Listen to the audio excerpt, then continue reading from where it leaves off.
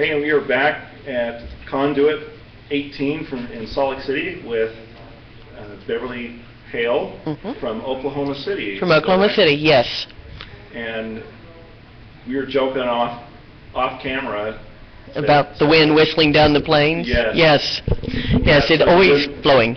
Always blowing. Yes. And it blew me all the way here. All the way here. Yeah. And what brings you here this weekend? Well, I came here to come to Conduit because I've been hearing about it, but I had never had a chance, and I combined it with a trip to see family out here. So I was really excited to get to come to Utah and be in a convention out here. And I wanted to, I'm also trying to get my name known out in more places. I'm kind of scattered. I've done a bunch of things, but nothing concentrated. So I started out in gaming, and then I went to comics, then I went to short stories. Now I've done a novel, and so people go, I haven't heard of you. It's like, no, I'm everywhere. I asked you earlier, and I wanted to just ask you and so everybody else here, is that if you've written books on gaming, where do you get your experience? What kind of games did you... Well, actually, my husband had more experience, but I had actually been hired to do some work for Jackson Games, Steve Jackson Games. He needed somebody who could be in charge of the scheduling stuff, and I got into gaming that way and through my husband. And I did some editing, and then I did a little bit of artwork for them. And then my husband and I did some work for Mayfair Games. We did work for the DC Heroes, and we did the first team match play game module, huge thing, for the Justice League Europe and Justice League America. And it was right during the time when the DC universe was being broken down and redone. So every week of the time we were writing, we get a call from the editor going, okay, you can't use this superhero. Why not? We can't tell you. Or you can't use this villain. Why not? He's become one with the universe. Who can we use? So it became a race to try and finish before they, came up with another person we couldn't use. But it was a lot of fun. It was a lot of fun to do. And then from there I went did some comic book work, did a story for Andrew Vax's Underground, which was a 4-issue miniseries for DC, for Dark Horse. And then we did a story for Caliber Press for their for an anthology series they had called Negative Burn. And then from there I went into short stories, and then I went to work for C.J. Cherry. I ran her corporation, and I learned to write from her, and I wrote my first novel. And so been kind of working since then on short stories and novels. And a lot of the genre, without you telling me this, fits in the young adult. You told me that you like young adult. I like young adult writing. I was heavily influenced. The first science fiction book I ever read was Robert Heinlein, Still About the Coffee Table. My father was reading it. And so Robert Heinlein and Madeleine L'Engle, who did a lot of young adult work, really kind of helped me grow up. And so I think it's a very important field to give kids good stuff to read and give them opportunities to see how other people solve problems, and to know that they're not the only ones that are going through certain types of issues. And so that's where I like to write. That's the field I'm happiest in. I've written some horror. I've written some. I've got a urban fantasy I'm just finishing. But young adult is really my favorite part. My favorite. Does that limit what type of writing you can do, though? Oh, not anymore. It used to be with young adult. It was pretty much like PG-13, not really horror, scary. But now it's wide open. The term emo, but it seems to be a trend that a lot of the kids look like they're emotionally imbalanced the way that they dress and walk and talk. Some of the young adult fiction. Well, I think the young adult fiction has blasted open a lot of new ideas. It's some of the most spectacular writing I'm seeing right now. And you have a wide range. The lower age levels are set up as still very P and PG, sort of things. And then you get into the upper level ones, and they're just as harsh topics and situations dealing with drugs, sex, life and death issues as any adult thing. And there is a lot of really interesting work being done there. So you get things like Westerfield's Uglies, the Ugly series. You have Holly Black, and I think Tide. You have Melissa Marr, who has done some new work. I can't remember the name of the book. The second one's Ink Exchange, but I can't remember the first one. And Julia Sherman's Changeling. You know, and there are a lot of very strong pieces out there that would be just as interesting to any adult as to YA. But I think it's filling the need that Harry Potter kind of opened up, where the kids started reading, and now they want to know, what else can I find? What else can I read in there? And so that's really exciting for me. You know, having teenagers in the house, it's nice to see them put down their Xbox and pick up a book. Yes, I think anything that gets them reading is good. My oldest is 17, and he reads probably 2 books a week. That's fantastic. Science fiction, fantasy, horror. I don't necessarily like some of the music he listens to. Well, we all get Zombie, but Rob Zombie's actually a character more than anything. Oh yeah. We all get to the point where we start yelling, "Turn down that hideous noise!" And then we go, "Oh, what have I done? I've become my parents. I'm old. I've become my parents." I'm 42 in a month and a half, and I still listen to stuff I grew up with. I know.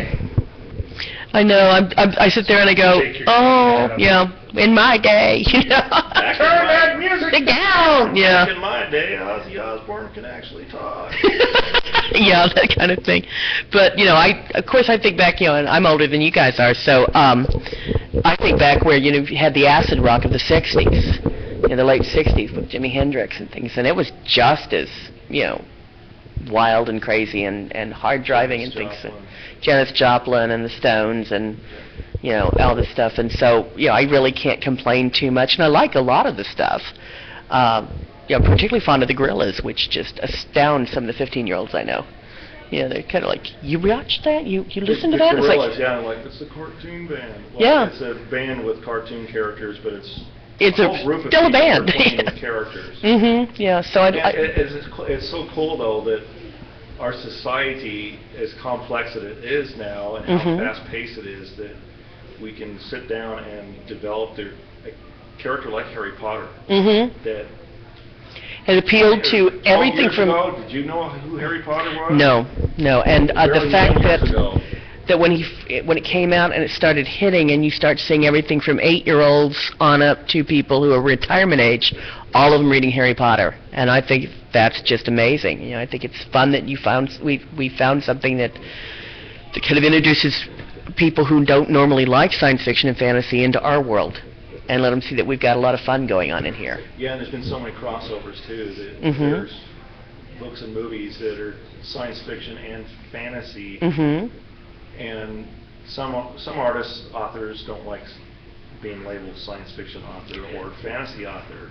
I don't care. I like the field. I think it's inclusive. I think it's a huge umbrella. And somebody said, "How do you define it?" I said, anything we point to and say that's science fiction or that's fantasy. And so it expands out to include Frankenstein, and expands out to include Despero. It expands out to include Vonnegut. You have some of the more classic space opera, but you also have things like Susan Palwick's Flying in Space, which is horror, but it's one of the most delicate treatments of child abuse I've ever seen. And it's part ours. And then you get things that aren't called science fiction, like The Handmaid's Tale, and a lot of these near future thrillers and things, and they say, "Oh no, that's not science fiction." Yeah, it is. They may not call it that, but it still is. Yeah, action, adventure, science fiction, fantasy, comedy, horror, all wrapped up into one nice little package. Works. And we can do it, and we'll do crossovers with westerns, we'll do crossovers with mysteries, we'll do crossovers with romance. So a lot of the romance writers now are coming and playing in the paranormal field, where you have, there's a group that's called Fangs, Fur, and Fae out on Live Journal, and it's writers who work with characters who are werewolves or vampires or elves, and they're a lot of them have started out in romance and are now crossing over and adding both elements in. So you get a lot more, and now a lot of the science fiction is now adding in a lot stronger emotional attachment. So you get Lois McMaster Bujold's stuff, which has very much a romantic feel to it, but it's not a romance novel. It's still science fiction. So I think it's fun to kind of, I want everybody to come play. Come play in our yard. Yeah, the term oxymoron is mainstream because you have a comedy horror, or you have a comedic drama, or you have a futuristic. Well, I've seen a lot of. Sorry, I'm jumping in. Yeah. I've seen a lot of romance novels that deal with like ghosts. Yes. And love beyond death. And, yes. So yeah, there is crossover. And I love that. It still can be classified as one or the other. Well, yeah, and those who take exception of the fact that it is classified as one or the other need to get real.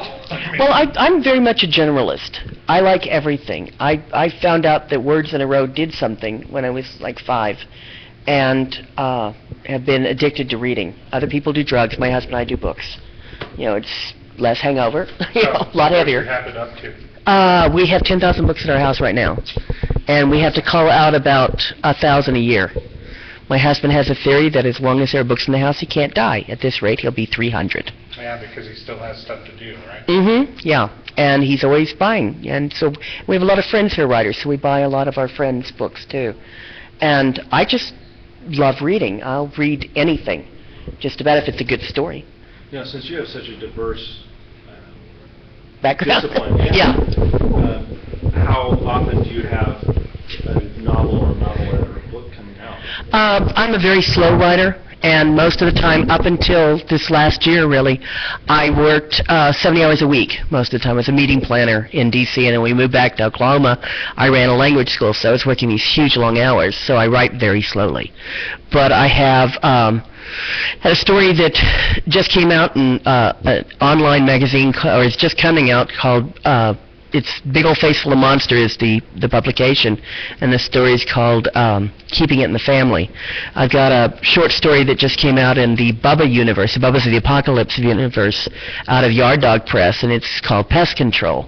I'm finishing up 2 novels right now, and they just released my first novel, and I'd love to show the cover because it's a Kevin Hopkins cover, and it's absolutely gorgeous. So it's called The Essence of Stone. Okay, there we are. Can you see it that way? There we go. It's a Kevin Hopkins cover, and it was just reissued, and I just got it just before I came to the convention. Just as I came to the convention, really.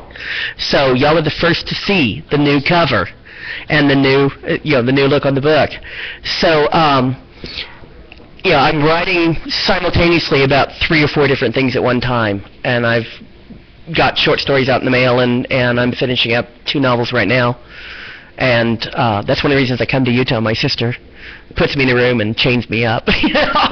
Offers me pizza. Do you use traditional methods of writing, pen and paper? I write. Notes, computer. I write on anything. I write mostly on computer because it's the only way I can keep up with my head and still be able to read it. And also I can go back and insert things a lot easier. But does your husband ever find yourself kind of talking to yourself when you're actually recording? I don't record it because I can't stand the sound of my own voice, so I have a hard time with that. You're in trouble, huh? I'm going to be in really bad trouble now. If you start getting media like this out I know, and I wish I sounded better to myself, but I'm always kind of appalled at me when I'm on camera. But no, my husband has done some writing too, and so he understands my crawling over him to go put something down. I'll make you sound like a brunette when I edit. Oh, that would be lovely. Just make me sound cool. Redhead. I was a redhead at one point. Yeah. But just because Vicky's a redhead. That's right. Yeah. Yeah. But no, I write. I've written in notebooks. I write in short bursts. When I worked for Carolyn, for C.J. Cherry, I did a lot of her galley proofs. I was the galley slave. And she wrote 3 books a year, and then she'd have them come out in numerous editions, so I was constantly having to deboot my book so I could do the galleys on her book. So it was just, I write whenever there's a moment. You know, if I've got a computer at hand, I write on a computer. If I've got paper at hand, I write, paper and And pencil. you are a full-time writer. I am right this year, but I had an opportunity. My husband and I talked it over, and I had an opportunity to take this year off and be at home. And a lot of times I do tutoring in English as a second language. So I do that on the side, and I do tutoring in composition and. English is a second language. Mhm. What's the? And that's for people. Pay can be very good, but what it is students who come over to study in America and need to have a certain level of English proficiency in order to attend the college, and they will be they sometimes go to schools, but some of them, even after they pass and get into college, there are essences of the language that are not readily, you don't just pick them up that easy. And so it helps. And one of our offices is in San Paulo, Brazil. Yeah. And one thing they have a hard time with is sarcasm. Yes, and so you have to teach them how it works in the music. Every language has got its own rhythm and its own music and its own ideas, and so I explain to them jokes, and I explain to them why you would choose this word over that word, and help them learn to write. And yeah, there's a lot of that. Do you have a particular language that you work with? I work with everything. I speak a little of 7 or 8 languages. Wow. So German, French, Russian, Dutch, Urdu, Hindi. I'm trying to learn Japanese and Mandarin. I suck at Mandarin right now, but I like knowing what people are saying. But you can teach English to anybody, even if you don't speak their language. A lot of it is you act out, you draw pictures, you build rapport, and it's helping them understand how the language works. Yeah, and patience, which is one thing that I have a hard time with personally, is the person's not deaf, they don't understand. No. I just have to have a little bit more patience Yes. with them to help them understand Mhm. that I am speaking a different language. Mhm. And being on the technical side, there are words in technology that just don't translate. You Yes. can't- Yeah. Yes. Tech is the worst thing to translate. in Yes. languages. And Because when you've got especially with like French, yes. they want pure French. Yes. So they create their own words Yes. for the same thing, like fax. It's Yes. like, well, it's And some languages Speaking from someone whose last name is Riviere. Yeah, Yeah. I can criticize the French. But you will have things where there are concepts that don't exist Right. in different things. Time is different in different places. How you think of past and future is different. How you, for example, there's not a lot of a or the in Chinese, so you have to remind them. And there's, in some languages, again in Chinese, you don't say, I have 2 cows.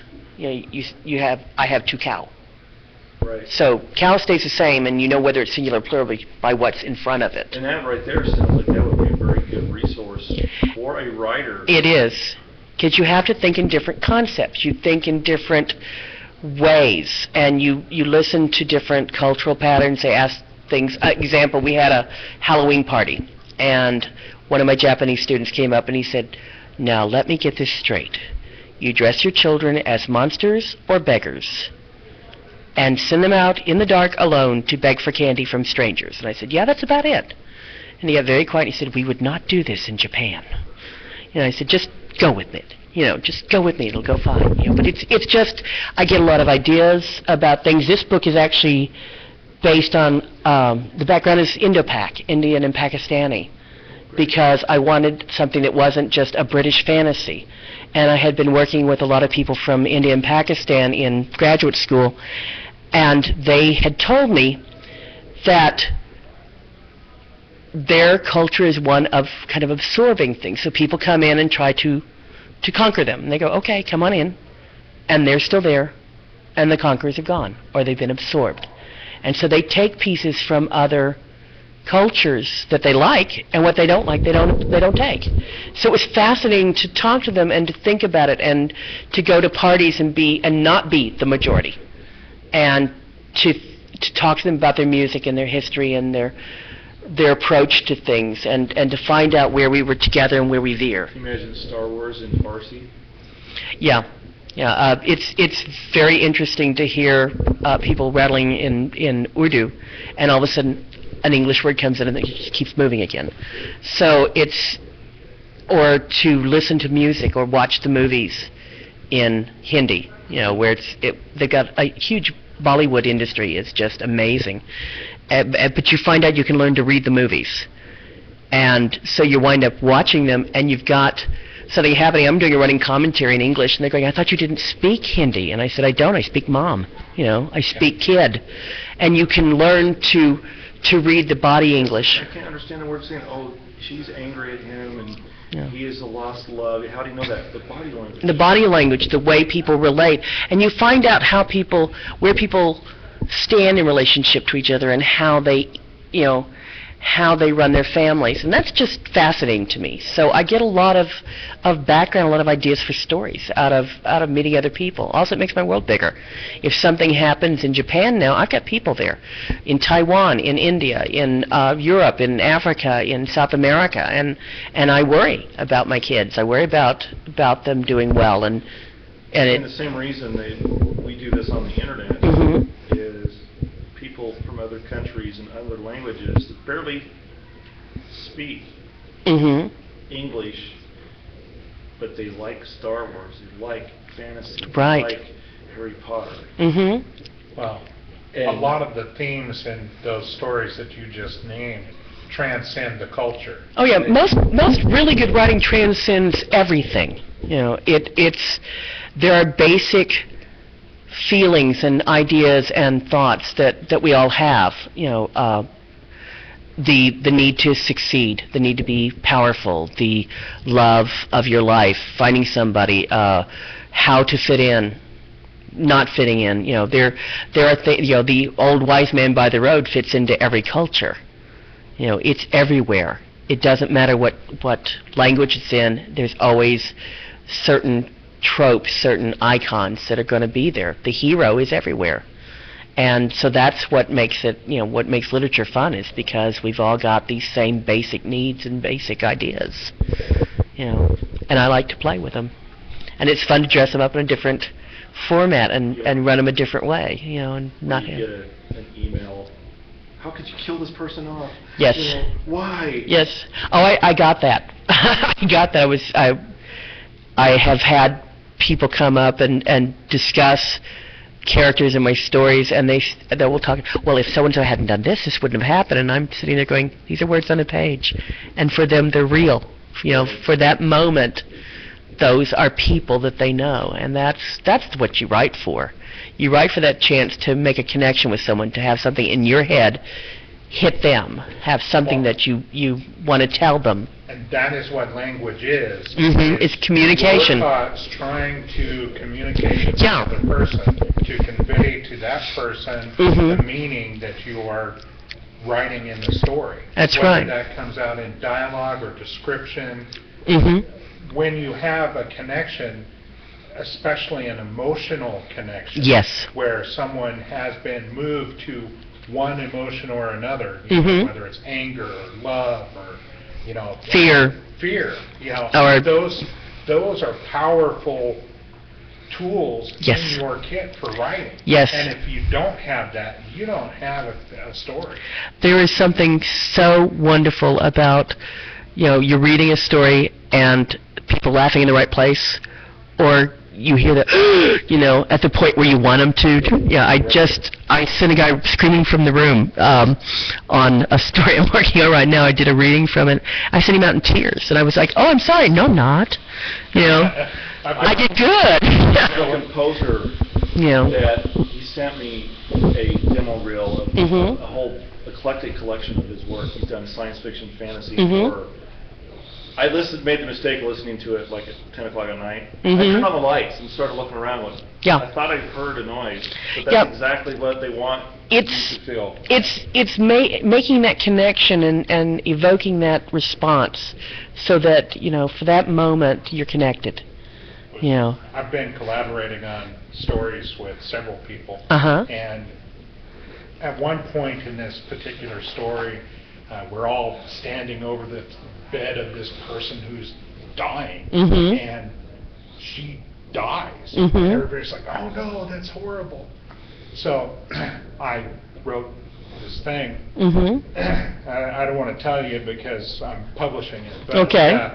I wrote this thing, and I immediately got 20 responses from people that were involved in, Mm-hmm. in editing and writing and so forth. What?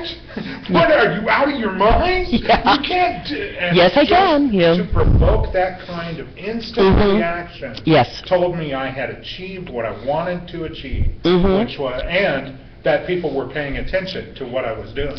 And I think that's what art does. Art in any kind moves you. If you can just look at it and it doesn't do anything, if you can read it and it's like, if you can watch somebody acting and there's no emotional response to it, then what's the reason? That's what applause is for. Mm-hmm. That's what laughter is for. Yes. And if, as an actor on stage or in a theater, Mm-hmm. if you're able to watch your work with an audience, being able to have that instant feedback. Yes. It's two-way communication at that point. And that's the hard part in writing, because you spend so much of your time alone in the dark, Right. pecking away and hoping. Are there times you have to just put it down and go, I need to breathe because this is starting to creep me out? I have. Coming out of your. Yeah, there are moments when I've written something and I go, ooh, I can't believe I wrote that. Which there. corrupted that corrupt. Yeah, it's like, but it's you experiment and you try out things and you try different stories and different ideas, and it gives you more connection. I go sit in restaurants and listen to people talk. I watch people at shopping malls. I watch them at airports. How do they behave together? What are they saying? It is so funny to sit in front of people and just kind of listen to some of the things that they'll say, and you go, oh, that's got to go in a book. That has got to go in a book. I take my video camera in public areas and just walked around with it. I'm not like sticking it in their face. Yeah. I'm just walking by, collecting it. It's amazing. Watch, and they're like, did I really hear that? Yeah. Did that really happen? Wow, that's kind of weird. There's drama and pathos and humor and just so much out there. This huge palette to paint with, and I want to play with it. I want to do it, and there are much easier ways to make money because I've done them. And I will probably go back to doing them, but I love doing this. There are times when I hate writing, because it's hard work and you have to wait so long before you hear anything about whether it's accepted or whether you get, If I was doing this only for the money, it would be worth I it. wouldn't be doing it. But it's you write because you have to, or you act, or you sing, or you paint because you have to, because it's your mode of expression.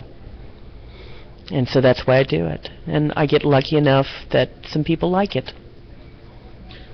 Teresa was commenting that she rarely interacts with people. Mm-hmm. That this is unusual. I'm not sure that's the longest that she has talked for quite a while.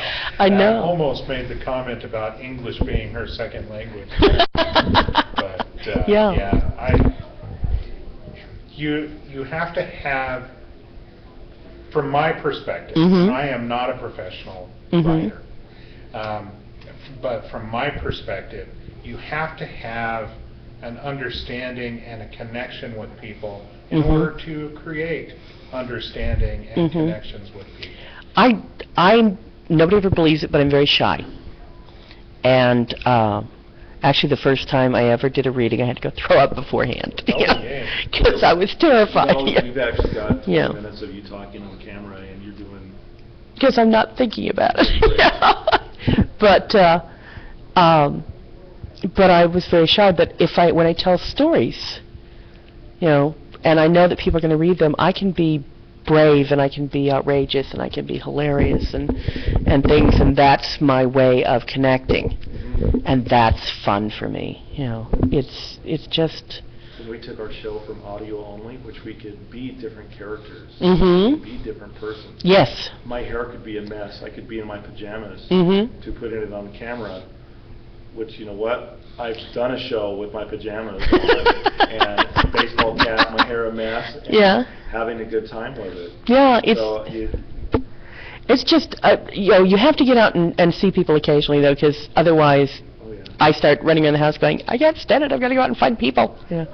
My dogs don't talk back, so it's not a whole lot of good. Yeah.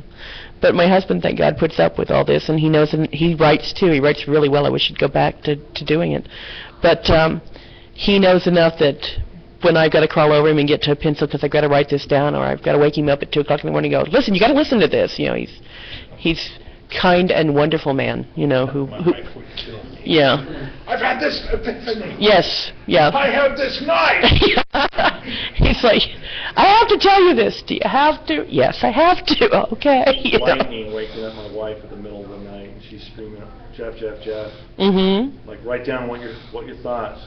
And her eyes are as big as dinner plates. Mm-hmm. It's like, it wasn't just the lightning, something else. Mm-hmm. Yeah. And you have to grab it then. You have to grab it then. But I think we need to wrap it up because you've got other people you need to talk to. Yep. But Beverly, I appreciate you so much. And if you'd like, I'll turn you into a redhead or a brunette. Oh, just make me gorgeous and younger. Well, you're gorgeous and come on. Thank you. Thank you. 29 looks good on you. I love you. You're such a liar, but I love you.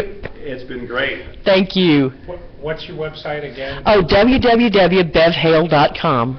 Okay. Just BEVHALE. It's all lowercase and all squashed together. I can't remember anything more complicated. Awesome.